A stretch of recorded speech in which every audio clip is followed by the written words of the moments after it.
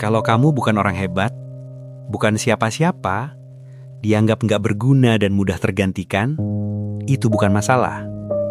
Yang jadi masalah, kalau kamu berhenti melangkah hanya karena nilaimu belum dihitung. Di hidup, fase ini nyata. Fase saat kamu masih kecil, masih di depan, masih menanggung resiko. Di catur, ada bidak yang hidup di fase ini. Kecil, nilainya 1, sering dikorbankan. Namanya pion. Di papan catur, setiap bidak punya nilai.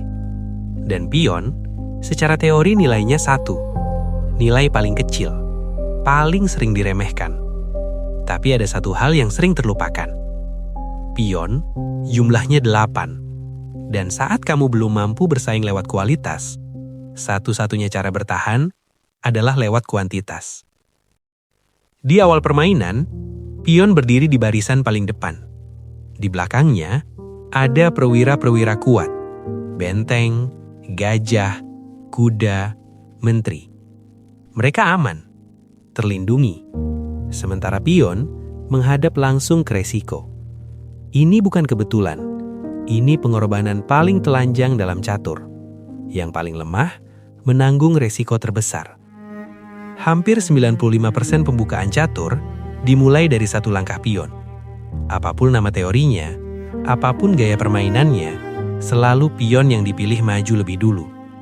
Bukan karena dia penting, tapi karena tanpa pion, permainan tidak bisa dimulai. Langkah pion membuka ruang, memberi jalan, membebaskan perwira di belakangnya. Di catur, langkah awal bukan soal cepat, tapi soal arah. Di wilayah awalnya, pion diberi satu keistimewaan, yaitu boleh melangkah 2 peta sekaligus. Kesempatan yang hanya datang sekali. Setelah itu, tidak ada lagi. Dan yang paling keras dari semua aturan, pion hanya bisa maju. Tidak ada pilihan untuk mundur. Di hidup, ini seperti fase saat kamu sadar, kamu belum bernilai apa-apa. Belum cukup kuat untuk memilih. Belum cukup besar untuk menuntut. Belum cukup di depan untuk menoleh ke belakang. Di fase ini, konsisten untuk terus maju bukan pilihan, tapi keharusan.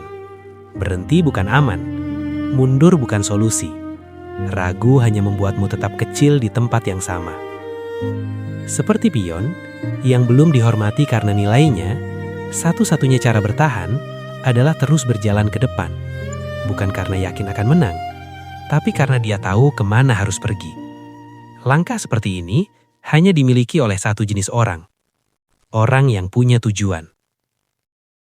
Ada satu hal terakhir tentang pion yang sering luput diperhatikan. Pion tidak menyerang ke depan. Ia menyerang menyilang. Artinya, cara pion bertahan dan bertarung tidak selalu lurus dengan jalannya. Kadang yang paling depan harus belajar melihat ke samping.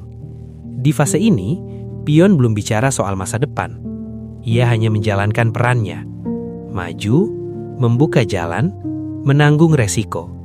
Karena sebelum bicara soal kemenangan, permainan harus berani dimulai. Saat permainan berjalan dan papan mulai berubah, di fase ini, pion tidak lagi sekedar maju. Langkah kecil yang diambil di awal mulai terlihat dampaknya. Dan seringkali, masalah bukan datang dari lawan, tapi dari posisi pion itu sendiri. Dan pion berada di posisi lemahnya. Beberapa pion berdiri sendiri, tidak ada yang mendukung. Di hidup, ini seperti orang yang terlihat mandiri, tapi diam-diam menghadapi tantangan.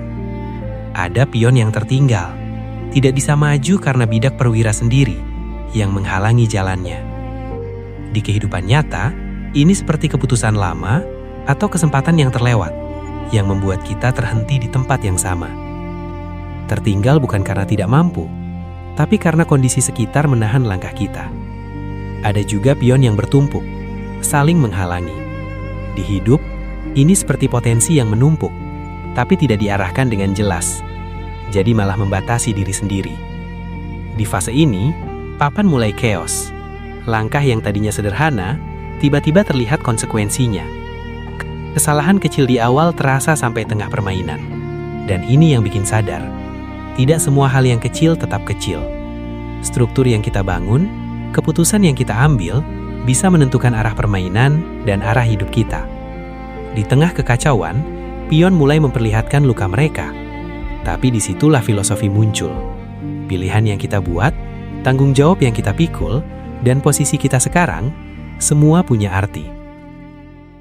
Saat papan mulai menipis, jumlah bidak berkurang. Langkah-langkah yang dulu terasa ringan, sekarang punya bobot yang lebih berat. Pion yang dulu dikorbankan di awal, sekarang menjadi alasan semua berkorban. Perwira kuat yang tadinya aman, mulai melindungi pion itu. Bahkan raja, yang sejak awal hanya diam di tempatnya, sekarang ikut bergerak untuk menjaga pionnya. Karena pion adalah satu-satunya bidak yang punya masa depan.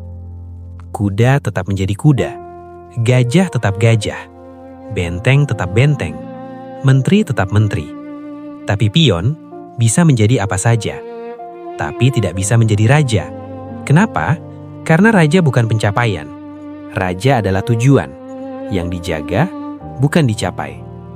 Setiap pion yang maju, setiap langkah yang bertahan adalah janji kecil pada masa depan. Janji yang dimulai dari langkah pertama, yang dulu terlihat sepele, tapi kini menentukan arah akhir. Yang kecil bisa menentukan segalanya, yang biasa bisa menjadi luar biasa, yang tampak lemah bisa menjadi penentu. Pada akhirnya, hidup bukan tentang siapa kamu hari ini, tapi tentang siapa yang sedang kamu perjuangkan untuk menjadi nanti. Pion mengajarkan satu hal yang jarang disadari. Kualitas memang penting, tapi saat kualitas belum cukup untuk bersaing, kuantitas adalah bentuk keberanian paling jujur. Maju lebih dulu, mencoba lebih dulu, berdiri lebih dulu. Bukan karena paling siap, tapi karena berani memulai. Pion juga mengingatkan, kesempatan tidak datang dua kali. Ada langkah yang hanya diberi sekali.